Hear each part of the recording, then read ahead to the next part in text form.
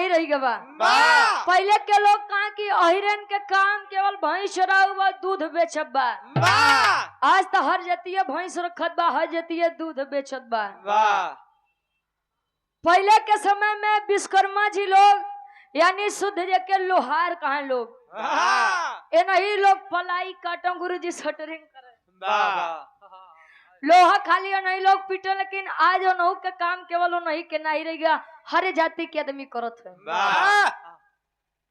Marriage furniture showroom ये हमरे अजय बाबूजी के बा। आप फर्नीचर के कार्य ज्यादा से ज्यादा विश्वकर्मा जी लोग करे का गुरुजी। हम ढेर दूरी नहीं जावी, हमारे डब्लू गुरुजी बताई दे हम करे तो ये सब दुकान भर की ना विश्वकर्मा जी के जतिये ब्रांड बा। विश्वकर्मा जी हरे देखत रहे पत्थरे से लेके जन्माई दे कहो। आओ तनी 4 लाइन भूमिका के अंदर भाव बा। कवि जी लिखत हैं कैसे।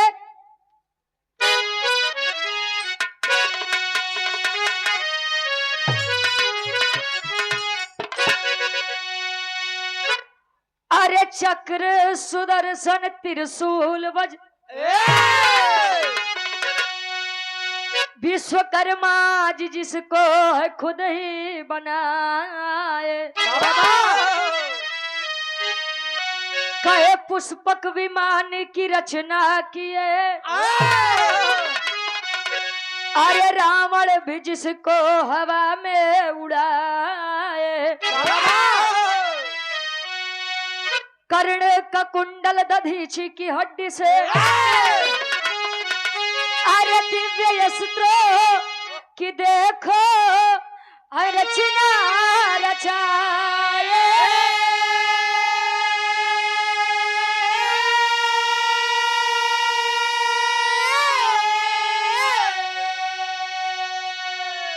विश्वकर्मा भगवान दुनिया के पहले अरे इंजीनियर है बात यमलंदू बताए।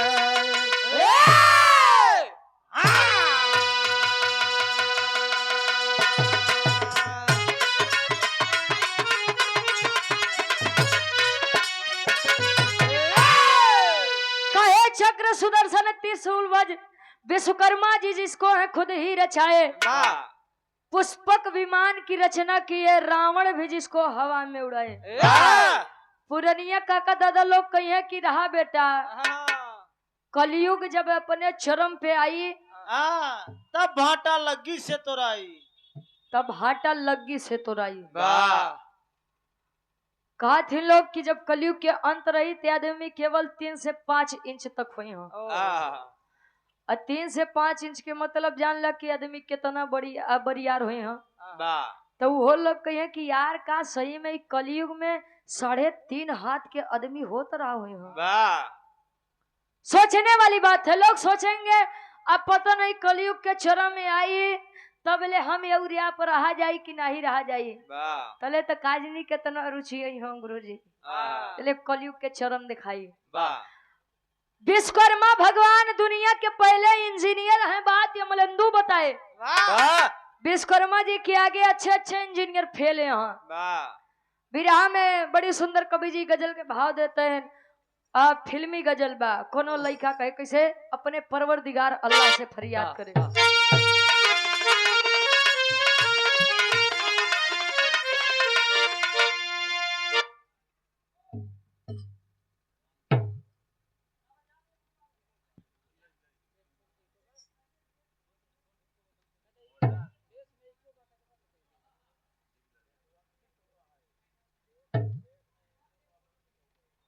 और सम्मानित गार्जियन जी जो कि परिचय के मोहताज नहीं हैं, बड़े भाई हमारे देवीलाल यादव जी मुखिया जी, प्रधान कली मुरादपुर और प्रत्याशी जिला पंचायत सदस्य गौरा 3 नंबर से हमारे गार्जियन जी के द्वारा यह सुंदर माला 501 रुपए का सम्मान ईश्वर करें कि विजय का तिलक के आपके मत्थे पर लगे। बाकी भैया जमाना तो जवन बाल लागत बत कि चुनाव वाला कुल माहौल गायब हो जाइए। प्रधानी के डेट रखान रे वो हो आगे पीछे होत बा। अजले प्रधानी नहीं होई तले जिला पंचायती कहाँ से आई।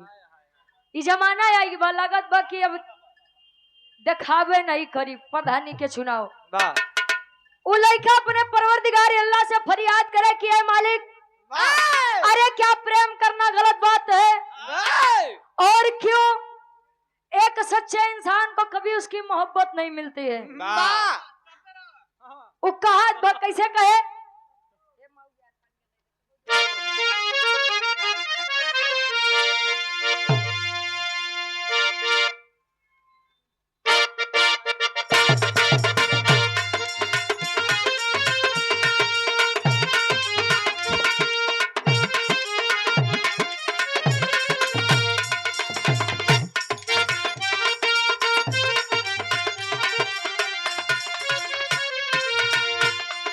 लड़का कहे, ऐ खुदा तुझसे अर्जी लगाऊं,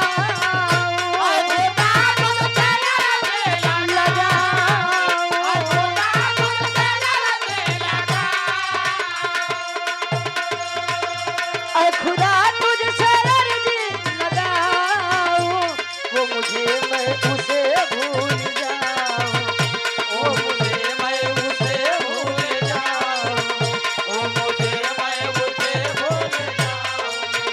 ऐ खुदा तुझसे अर्जी लगाऊं, खुदा तुझसे अर्जी लगाऊं, वो मुझे मैं उसे भूल जाऊं। ओ मुझे मैं उसे भूल एक लाइन बा विश्वकर्मा जी खातिर, कल विश्वकर्मा अपने दिखाए,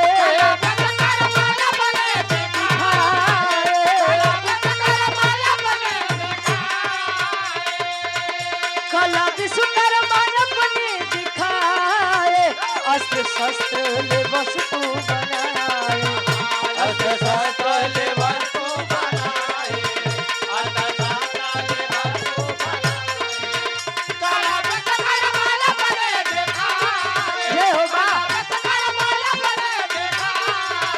अस्त्र शस्त्र ले वस्तु बनाए।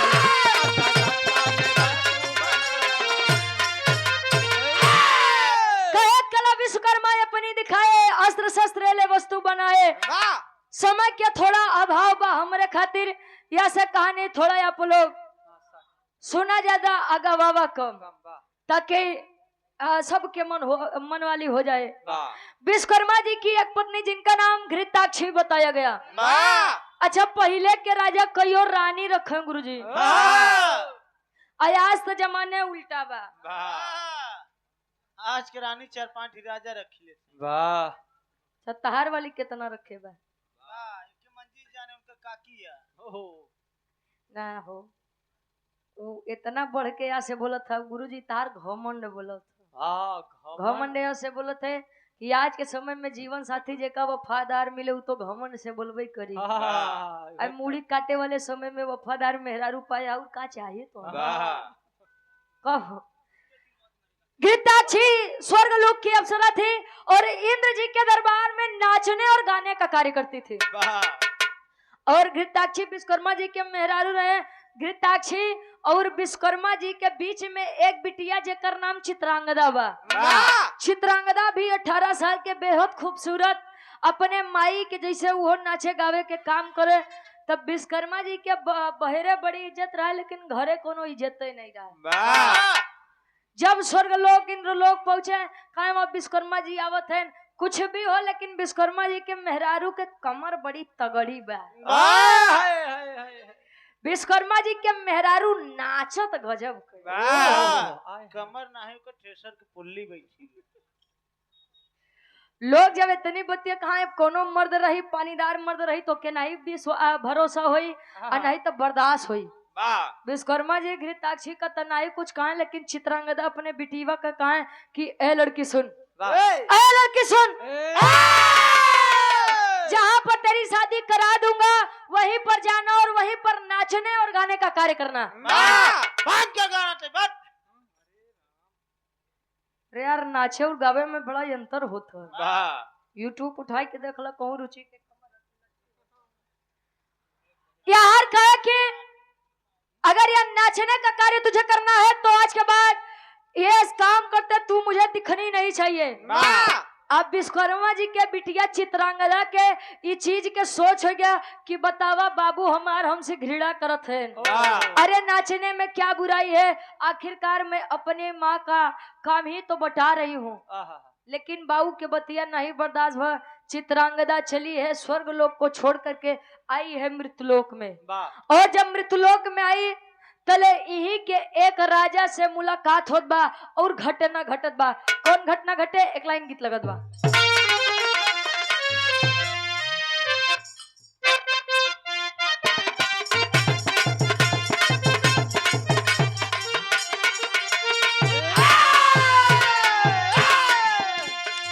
दुल्हावा मार्केट बाजार करके जब लौटा तो अपने दुल्हैया के सामान गिनावत बा।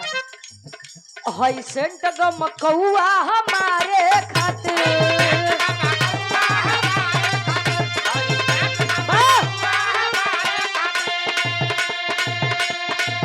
सब सामान बावे तोहरे सिंगारे खातिर, सब सामान बावे तोहरे सिंगारे खातिर। सेंट गमकौआ हमारे खातिर, सब सामान बावे तोहरे सिंगारे खातिर। टिकुली लैला झुमका लैला कजरा हाई फाई, लैला झुमका लैला कजरा हाई फाई, लैला झुमका लैला कजरा हाई फाई। दुल्ही कहे टिकुली लैला झुमका लैला कजरा हाई फाई। आय हाय हाय अरे सड़िया करियई के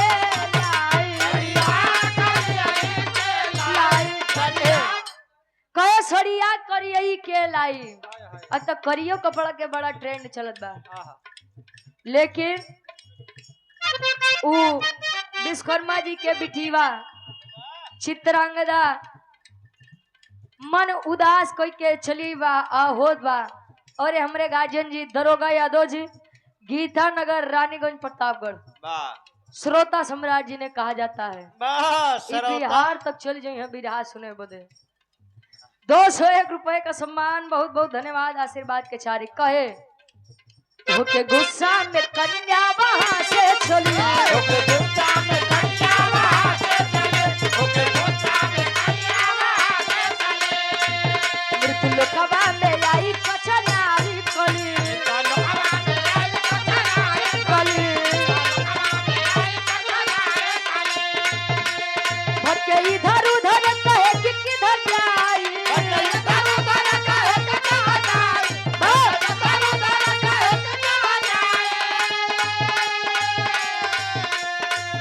इधर उधर कहे कि किधर जाई। अरे राजा सूरत के पास आई, कहे हो के कन्या गुस्सा में वहां से चली, मृत्युलोकवा में आई कचनार कली। मृत्युलोक में जब आई, मृत्युलोक के एक राजा जिनका नाम राजा सूरत बताया गया।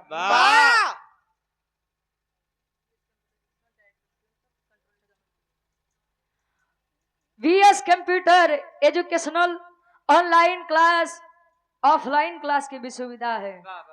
डायरेक्टर हमारे शिवम सर के द्वारा ये 50 रुपया बहुत बहुत धन्यवाद आशीर्वाद के चाह रही कि हम बच्चे अपनी कला में कामयाब रहे। खाखापुर नियर पावर हाउस कहला रानीगंज प्रतापगढ़ में ये सुविधा बा हमारे शिवम सर के द्वारा, बहुत बहुत धन्यवाद आशीर्वाद के चाह रही। ए भैया, राजा सूरज से जब आंख से आंख लड़ी गुरुजी, दादा राम कैलाश यादव जी कहा कि तेरी मेरी आंख लड़ी, लोगों ने बदनाम किया, कहे दुनिया के बक्कई दे, हम तू अपन काम किया। अरे केहू केहू कहेला उमरिया के दोष बा, कही के गए सूरदास सब नजरिए के दोष बा। चित्रांगदा के आंख जब राजा सूरज से लड़ी, दोनों में प्रेम हुआ। राजा सूरत कहा है, चित्रांगदा हम तोरे बिना नहीं जी पाऊ। चित्रांगदा कहे कि ए हमार सैया हम तोरे बिना नहीं जी पाऊ। पिताजी वैसे भी मेरी शादी की बात कर रहे हैं, जात है और बाबूजी से बात करब और बाबूजी से ही प्रेम विवाह खातिर राजी करवाऊ। आई है। अच्छा, चित्रांगदा जब आई तो स्वयंवर रचाए हैं विश्वकर्मा जी अपने बिटिया बदे। स्वयंवर का मतलब तो यह होता है कि स्वयं की इच्छा से वर को खोजे ना, लेकिन स्वयंवर में क्या हो जाना था आप लोग। स्वयंवर हो तो राजा महाराजा शर्त रखे कि जे इस शर्त पूरा करी हुए हमरे बिटिया के दुल्हा बने। अब उस शर्त पूरा करे वाला चाहे 60 साल के बुजुर्ग हो, चाहे 70 साल के, चाहे 80 साल के, ऐसे ने तो अपने बिटिया के जीवन नाश कर दे उ लोग। बड़ा ठीक बा कि स्वयंवर बंद हो गए बा, नहीं तो 17 साल के लड़की कहूँ 95 साल के आदमी के साथ है तो कहूँ 80 साल के आदमी साथ जाते। अच्छा स्वयंवर रचात बा, आई चित्रांगदा कहे बाबूजी एक बात करनी है। कहन बेटा मुझे भी तुझसे बात करनी है। कहे अरे लागत बा बाबूजी के गुस्सा शांत बा, हमार काम हो जाई। कहे बाबूजी, कहे कि बेटा मेरी बात सुनो। कहे कि मैंने तुम्हारे लिए स्वयंवर रखा है, ये राजा महाराजा आए हैं, शर्त पूरी हो जाएगी और शर्त के मुताबिक तू इन्हीं में से किसी एक की पत्नी बन जाएगी। अब चित्रांगदा खड़ी होके कहे स्वयंवर हमरे बदे नहीं का तोहरे माई बदे। कह रहे किसने कहा आपसे मेरा विवाह करने के लिए? पिताजी मेरी बात सुन लीजिए, मैं मृत्युलोक के एक राजा सूरत से प्रेम करती हूँ और उन्हीं से शादी करूंगी, ये मेरा अंतिम फैसला है। अब भाई विश्वकर्मा जी पानीदारी आदमी गुस्सियाई गए। कहे कल के लड़की हमका ते बतैबी कि तार खुशी कहाँ बा कहाँ नहीं बा। कहे कि जा मैं तुझे श्राप देता हूँ कि तू जिस लड़के के लिए मेरी शान के खिलाफ जा रही है, तू अब जिस लड़के से भी मेरे इजाजत के बगैर शादी करेगी, उस लड़के की मृत्यु बीच मंडप में ही हो जाएगी। मतलब ही कि जैसे वो लड़कवा तोरे मांगी में सेनूर डाली और सेनूर डलते मान यमराज जी हो के चल दी लड़के यम लोग मृत्यु को प्राप्त हो जाएगा। आय हाय चित्रांगदा बेचारी मन मार के मन उदास कह के निकलत बा, सोचत बा कि जब हमार बाबू हमरे खुशी के खिलाफ हो गए तो अब हम उम्मीद कैसे करी। मृत्युलोक में आई है और विचार कर रही है, का टेरी के भाव लगत बा।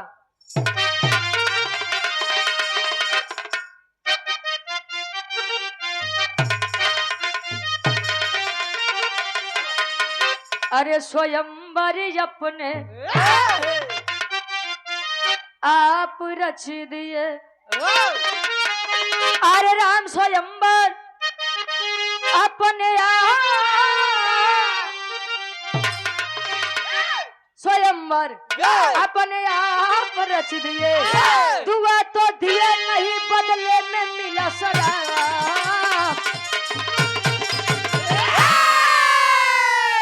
अरे दुआ तो दिए नहीं बदले में मिला शराब, स्वयंवर अपने आप रच दिए। मन मार के नदी किनारे बैठी बा, सोचत बा कि कहे नहीं हम ही अपन जान दे दे। कहे से कि अब बिना पिता के आज्ञा के चाहिए जैसे शादी करब उ तो मर जाई हैं, हम सुहागिन बनते मन विधवा हो जाते जिंदगी कोने काम के। पानी में कूदी है अपनी जान देने के लिए, पानी का बहाव तेज है। पानी के बहाव के कारण जब लड़की मूर्छित होकर के पहुंची है एक मुनि जी की कुटिया के सामने, जिनका नाम ऋतिक ध्वज मुनि बताया गया। उन्होंने अपने शिष्यों को आदेश दिया कि बेटा जाओ, कौन लड़की है बाहर लेकर आओ। लेकर आए, कहे बेटा इतनी कम उम्र में इतना बड़ा फैसला क्या बात है। कहे स्वामी ए बाबा हम विश्वकर्मा जी के बिटिया चित्रांगदा है, मृत्युलोक के राजा सूरत से प्रेम करती थी, शादी करना चाहती थी, मेरा यही गुनाह है क्या? मुझे अपने इच्छा से अपने लिए वर को खोजने का कोई अधिकार नहीं। लोग कहते हैं कि शादी के बाद किसी से प्रेम करना गलत है, तो ये बताइए प्रेम किसी और से और शादी किसी और से, क्या ये सही बात है? अब माई बाबू की इतनी खराब आदत बा, जले तन पे कपड़ा नहीं रही, 2 टाइम के भोजन नहीं रही तो समाज नहीं दे। और लड़का सौकुल अपने पैर पे खड़ा हो जाइए, कहिए बाबू हम प्रेम करी थी एक आदमी से, तनी शादी करे चाही थी, तब माई बाबू कहिए समाज में हमारी बड़ी बदनामी हो जाए। समाज की चिंता तब करिएगा आप लोग जब समाज आपको रोटी और कपड़ा देना चालू कर दे। नहीं तो समाज तो चाहते बा कि तू नंगा घूमा हम तो देखी।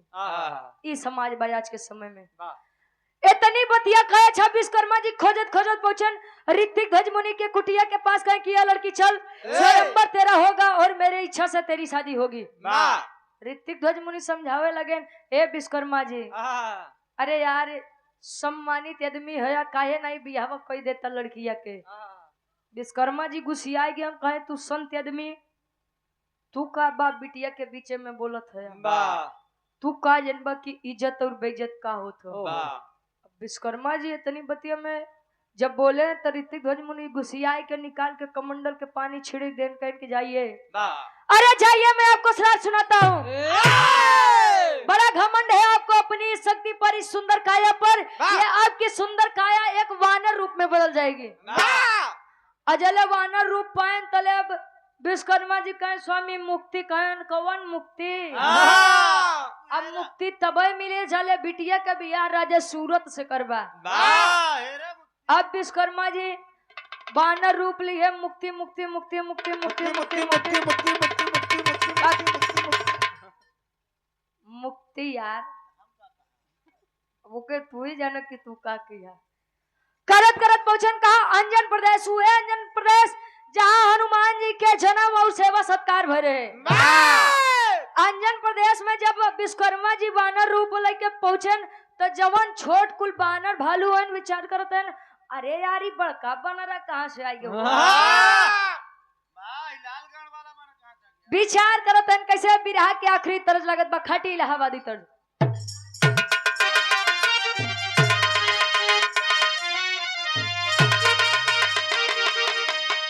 आए हाय अरे राम झको रमार झूलनी अरे राम झको रमार झूलनी कहाँ साड़ी लहराए हो झको रमार झूलनी। सतीन सुइया में हैदर अली गुरुजी गाँव है अरे गजब की हूँ बहिनी अरे तछीन न भतार हो गजब की हूँ बहिनी लेकिन विचार करिए आप लोग अंजन प्रदेश के कुल वानर विचार करते हैं अरे कहाँ से आया बनरा अरे कहाँ से आया बनरा मोर नगरी में कहाँ से आया बनरा मोर नगरी में कहाँ से आया बनरा कहाँ से आया बनरा कहाँ से आया बनरा कहाँ से आया मोर नगरी में कहाँ से आया बनरा मोर नगरी में कहाँ से आया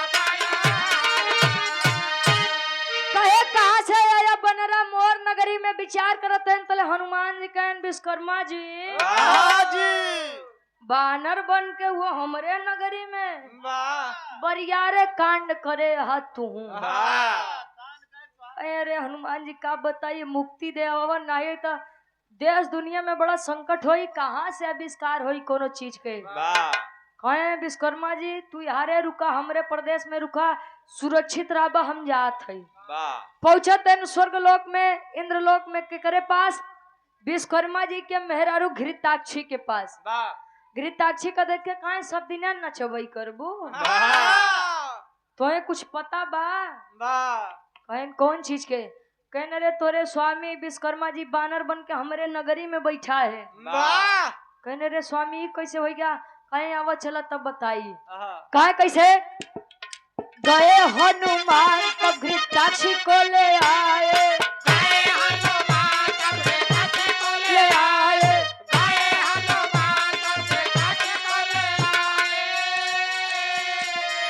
वानर बन के विश्वकर्मा संबंध बनाए वानर बन के विश्वकर्मा संबंध बनाए वानर बन के विश्वकर्मा संबंध बनाए अरे दुई लई खपेगा भइले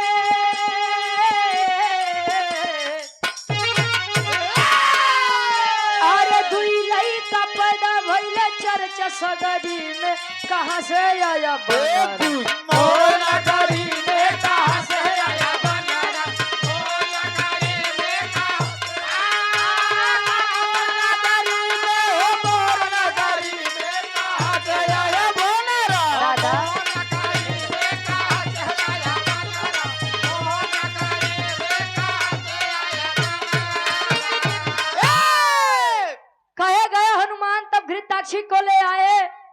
घृताक्षी का जब लिया क्या हनुमान जी तक घृताक्षी लगे हंसे, कहे स्वामी हमरे स्वामी के तो पूछिया बड़ी बरियार बा।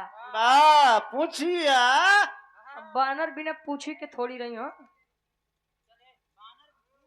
कहे कि अरे बाप हमरे स्वामी के पूछिया तो बड़ी बरियार बा। हनुमान जी कहन तो कहाँ से बदहिया लिया क्या यही तब कहन कि प्रेम नहीं पाऊ तू कहन नहीं पाई स्वामी, जब से हम लोग नाचे गावे लगे हमार स्वामी हमरे ऊपर से ध्यान हटाई दी है। कहन उ बानर बना अगर प्यार चाहिए तो तू बन जा बनरी। घृताक्षी कहे तो हर दिमाग खराब बा, इतना सुंदर रूप हम बनरी के ले बे। कहन प्रेम चाहिए तो वानरी बनिए और नहीं चाहिए तो जाइए फिर से नाचिए। कहिए स्वामी कहे गुस्सिया था, अरे अपने स्वामी बड़े हम कुछ बन जाए। अच्छा वानरी रूप ली है घृताक्षी जी, तो विश्वकर्मा जी के सामने लगा पोज पपोज मारो है। विश्वकर्मा जी के काहे मुक्ति है रे, काहे मुक्ति के भाड़ में। पहले अभी युक्ति के जुआ लगाई। अच्छा पीछे पीछे टारत है। अच्छा घृताक्षी कहा बा हनुमान जी काम होत बा। विश्वकर्मा जी आवत है लगे जले काम होत बा तो तू अपन काम देखा। अच्छा दोनों में प्रेम हुआ, वानरी रूप घृताक्षी और वानर रूप विश्वकर्मा जी, दोनों में प्रेम हुआ और प्रेम हुआ तो दोनों के बीच में संबंध बना। एक जान ला कि सृष्टि आगे तब तक नहीं बढ़ सकती है जब तक दो अलग अलग समुदाय के आदमी आपस में एक न हो, चाहे वह मनुष्य हो, चाहे पशु हो, चाहे पक्षी हो। अच्छा जब हुए तो घृताक्षी के वानरी देह से, वानरी शरीर से दो वानर पुत्रों का जन्म हुआ। दो वानर पुत्रों का जब जन्म हुआ, घृताक्षी कह कि ये स्वामी आए रहे यहाँ प्रेम पावे बदे दूठी लड़कियों जन्माई गया। अब हम जाते विश्वकर्मा जी के मुक्ति मिल जाए तो भेज दिया, नहीं तो यहाँ धैली है। अच्छा गए विश्वकर्मा जी फिर सोचे रे साला सही बात है कि तिरिया चरित्र दैबो न जाना, ओकरे चक्कर में हम मुक्ति भुलाई गए। अच्छा फिर से टारत है नारायण ऋतिक ध्वज मुनि की कुटिया के पास, कहे बाबा राजा सूरत तनाही मिलन बोलाई देता कन्यादान कर दे तब बनरे रुपये में ढेर दिन नहीं रहवावत बा। अच्छा लियाई क्या विवाह करवाए राजा सूरत और अपनी बेटी चित्रांगदा का विवाह जब करवाए, श्राप से मुक्त हुए और पुनः विश्वकर्मा जी को उनका देह और शरीर मिला। अब विचार करेंगे उन दोनों पुत्रों का नाम क्या हुआ जो विश्वकर्मा जी के वानरी रूप से जन्म लिए थे। कैसे आल्हा के भाव में प्रमाण देते हैं कवि जी।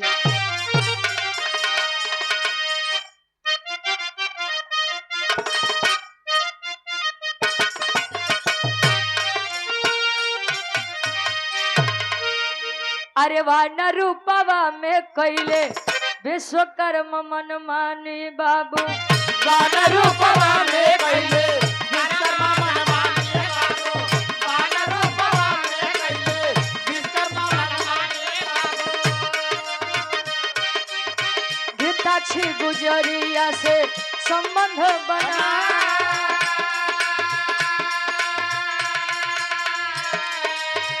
दुई लइका पैदा भइले अंजन परदेशवा में बाबू, दुई लइका पैदा भइले अंजन परदेशवा में बाबू, दुई लइका पैदा भइले अंजन परदेशवा में बाबू। नल नील जे कर नाम पड़ी जा,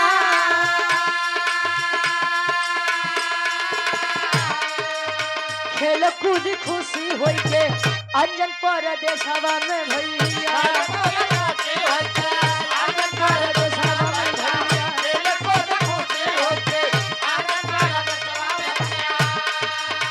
माई अंजनी ले ली गोदिया उठा,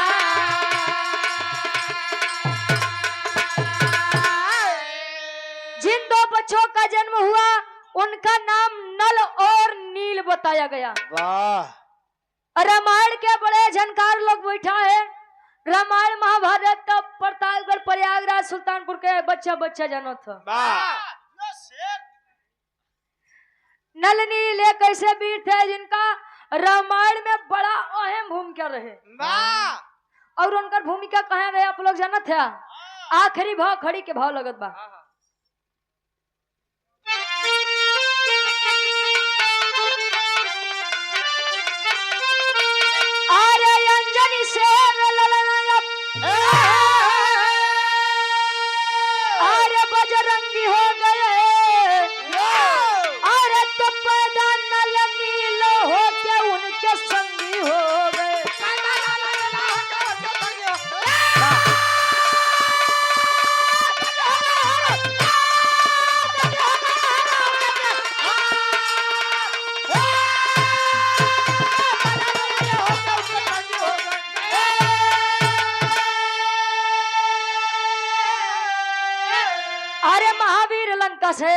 खबर लेके आए तो नल नील समुद्र के मार्ग बना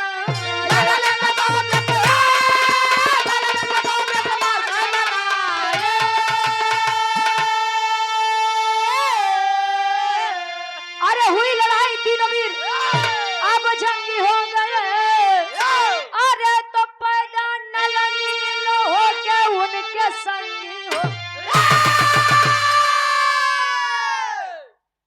कहे अंजनी सेवे ललना या बजरंगी हो गए तो पैदा नल नील होके उनके संगी हो गए। नल नील के भूमिका वहां रहे गुरुजी जल राम सेतु निर्माण होते रहे। नल नील नहीं होते तो शायद बनत लेकिन शायद की बड़ी दिक्कत झेले के पड़ जाते हैं। अच्छा कभी कभी होता है कि हमारे लिए वरदान अभिशाप भी वरदान बन जाता है। कैसे जाना था? जब राजा दशरथ जी ने श्रवण कुमार को तीर मारा था तो अंधे और अंधे के द्वारा श्राप मिला था कि जैसे मैं पुत्र वियोग में मर रहा हूँ अभी पुत्र वियोग में मरोगे। वैसे तो राजा दशरथ प्रसन्न हुए कि अबे हमारे तो लड़के नहीं बा तो हम कहाँ से पुत्र वियोग में मर जा। कहो कह चले हमारे लड़के नहीं बा तले हम पुत्र वियोग हमरे कहाँ से आई। और वह श्राप उनके खातिर वरदान हो गया। एक नहीं 4 गदे लग जन्म ले ली हम घरे। अब ऐसे ने नल नील के साथ भी हुआ था। नल नील को उनके बचपन में उनके शरारती स्वभाव के कारण श्राप मिला था कि बालको तुम इतने शैतान हो। अरे शैतान के मतलब जो लड़के बड़ा अनुवादी करे बड़ा मस्ती करे उनके लोग कहते हैं रे यार बड़ा शैतानी करत बा बड़ा शरारती लड़का। तुम लोग इतने शरारती बच्चे हो कि आज तुम लोगों ने हमारी तपस्या को भंग कर दिया है। मैं आपको श्राप सुनाता हूँ कि आप लोग कितना भी बड़ा पत्थर कितना भी भारी पत्थर नदी में फेंकेंगे छोटा से छोटा भी पत्थर फेंकेंगे फिर भी वह पानी में नहीं डूबेगा। और यही अभिशाप राम सेतु निर्माण के लिए वरदान बन गया।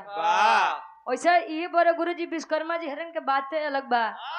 चला श्रापो पाइन वानर बने लेकिन वानर बने के बावजूदो 2 लड़का ऐसा जन्माए धन की जैसी राम सेतु निर्माण हो गया।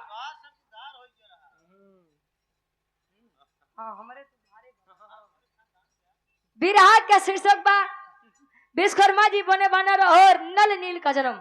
आखिरी में खानदान के परिचय बा। फिर हमारे श्याम सिंह भैया के एक लाइन समाजवादी गीत हो जाए चलते चलते।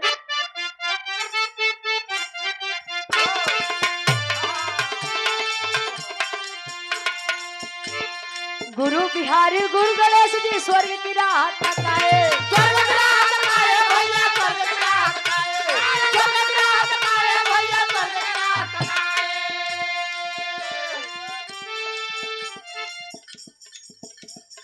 कभी चंद्रिका चांद बन बैठे अमलेंदु गीत सजाए।